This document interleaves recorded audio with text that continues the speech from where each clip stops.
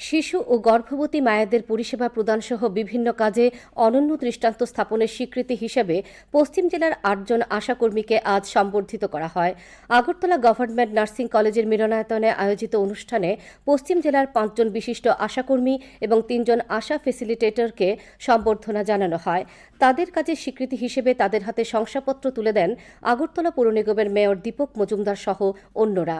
অনুষ্ঠানে অন্যদের মধ্যে ছিলেন পশ্চিম ত্রিপুরা জেলার মুখ্য স্বাস্থ্য আধিকারিক ডাক্তার ঈশিতা গুহ, আইজিএম হাসপাতালের সুপার ডাক্তার দেবশ্রী দেববর্মা প্রমুখ।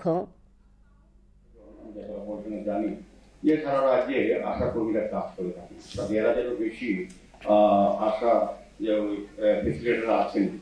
তারা বিভিন্ন রাজ্যে বিভিন্ন প্রান্তে কাজ করে। এই কাজগুলি কিন্তু আমাদেরই তারা করেন এবং তারা যে কাজটা করেন এটা সবার পক্ষে করা সম্ভব নয়। তারা আমি বলবো তারা ডাক্তার বা নার্স না হলেও অনেক কাজ যারা করেন তারা কিন্তু অনেক বেশি কাজ করে থাকেন আমাদেরকে সুস্থ রাখার ক্ষেত্রে।